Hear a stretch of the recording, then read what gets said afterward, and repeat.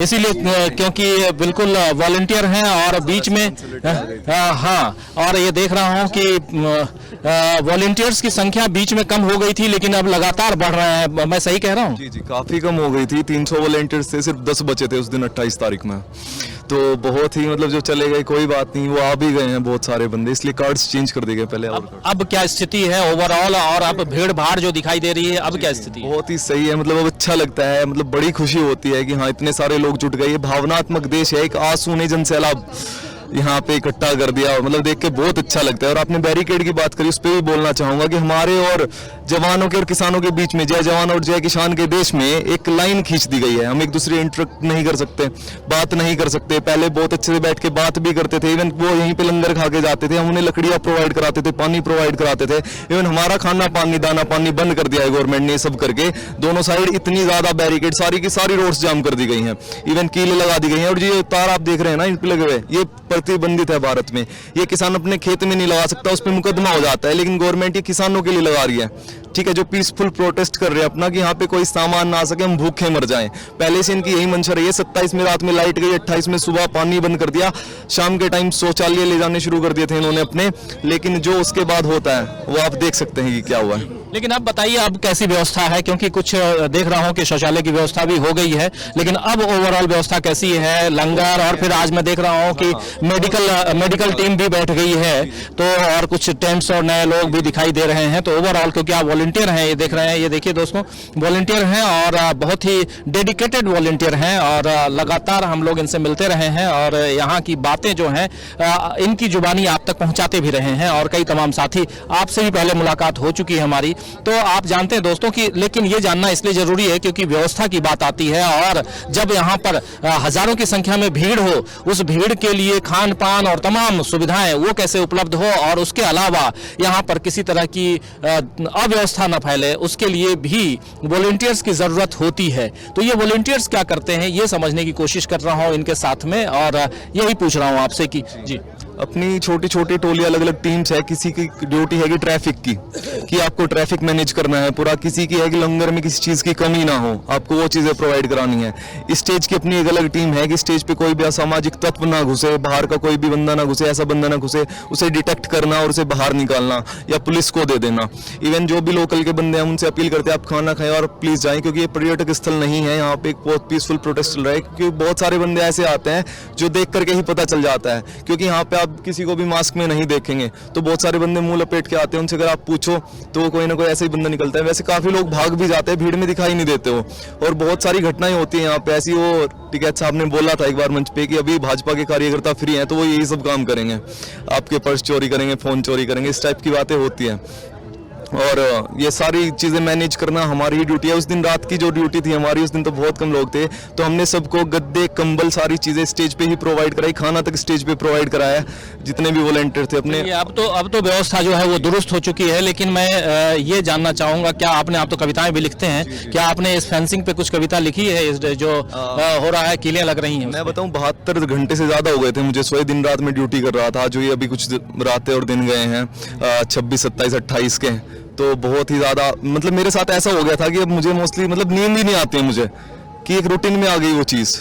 तो अभी भी मैं ज़्यादा मोस्टली गश्त पे ही रहता हूँ, इधर से उधर जाने का मेरा काम रहता है। मैं देखता हूँ, सारी चीज़ों को मैनेज करने की कोशिश करता हूँ, क्योंकि वॉलंटियर्स की, ऐसे डेडिकेटेड वॉलंटियर्स की बहुत ज़्यादा ज़रूरत है। और जो बंदा मुझे अच्छा लगता है मैं उसे अपनी टीम में ले लेता हूँ, मैं कि नहीं भाई आप जैसे बंदों की ज़रूरत है। अगर 10 दिन से ज़्यादा आप रुकोगे तो आप अपना नाम बता दो, हम आपको कार्ड्स प्रोवाइड करा देंगे और आप यहाँ पर सेवा करो। मैं तो ये कहूँगा कि संवेदनहीन सरकार से तुम क्या उम्मीद जताते हो? तुम किसान नहीं आतंकी हो, तुम किस हिस्से से आते हो? इन्होंने हमें क्षेत्रों में बांटने की कोशिश करी है, और उस टाइम पे रात में हरियाणा से सबसे पहले लोग आने शुरू हुए थे। 11:30 बजे के बाद हरियाणा से लोग आने शुरू हो गए थे, फिर बागपत से। तो इन दो को तो मैं मेंशन करूंगा क्योंकि स्टेज पे मैं ही भेज रहा था। ठीक है, साहब मतलब बहुत ही ऐसे हैं कि वो किसी को मना नहीं करते कि फोटो खिंचानी है, जो भी करना है, वो लोगों के बीच में जाते हैं, वो लोगों के नेता हैं। तो उस दिन भावनाओं में, मतलब वो ये भावनात्मक देश है और मतलब भावनाओं से जुड़े हैं हम सब लोग, तो उनकी आंख में आंसू नहीं देख पाए लोग बाग। एक एक आंसू उनका मतलब लाखों, मतलब जन समुदाय इकट्ठा हो गया उस एक एक आंसू से। तो और भी चीज़ें, मतलब आतंकवाद पे मैं आपको कविता सुनाना चाहूँगा, जो बोलते हैं ना कि आतंकी और खालिस्तानी, ये देश का अंधा आता है। और फंडिंग पे मैंने आपको पहले भी सुनाई है, लेकिन आतंकवाद क्या के अंदर कान्ना के बह रहे हो, जो देश के अंदाता ने आतंकी कह रहे हो, और इतना जे जुलम ढा रहे हो, मरण तो लाग रहे हो, रोज के कतई ना आसी चाह रहे हो। कोई ठंड तो मर गया, किसी ने फांसी लगा ली, और साधु संता के वेश में बयान देने वाली जी तो कर रहा था, दे दू 2-4 गाली, पर मैं संस्कारी बालक सुना कोई गुंडा मवाली। ठीक है, हमारी वो संस्कृति नहीं है कि हम किसी को गाली दें या ऐसे अभद्र भाषा का प्रयोग करें।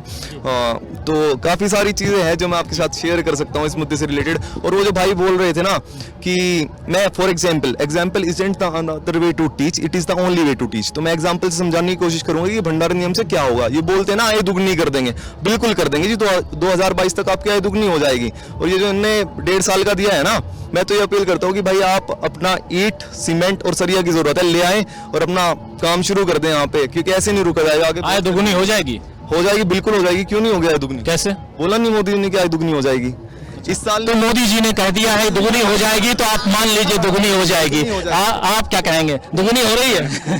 मैं दूंगा कि कैसे हो जाएगी आय दुगनी। भाई शुरू में मैं बताता हूँ, मैं एक एग्जाम्पल इसलिए दूंगा आपको कि आप समझ पाएंगे उस चीज से। शुरू में जियो फ्री मिला 1 साल तक कि नहीं मिला। 3 साल पहले उन्होंने टावर लगाने शुरू कर दिए, पूरे देश में टावर लगा दिए। ठीक है, फिर 1 साल उन्होंने फ्री दिया, अपनी मोनोपोली क्रिएट कर दी। ठीक है, एक ही नाम हो गया सिर्फ जियो, क्योंकि इसके नेटवर्क अच्छे आते हैं, ये फ्री में दे रहे हैं। सबने जियो के सिम्स खरीद लिए। ठीक है, उसके बाद इनके प्लान्स देखो, आप किसी से कम नहीं है आज के टाइम पे, लेकिन सबके पास जियो हो गए तो एक मोनोपोली हो गई और कंपनियां मर गई कुछ। मतलब देखो, आप देख सकते हो कि वोडाफोन ने आइडिया के साथ वो पैचअप कर लिया, मर्ज हो गए। ठीक है, यूनिनोर और ये टेलीनोर जो कंपनियां आई थी वो सारी बंद हो गई, उनका कोई नामो निशानी नहीं है। एयरटेल 1-2 कंपनी है जो टक्कर दे रही है थोड़ी बहुत, वो भी नहीं टिकेगी। क्योंकि यार इतना बड़ा कुछ कि मैं इस पे भी सुनाना चाहूंगी सरकार की मंशा क्या है।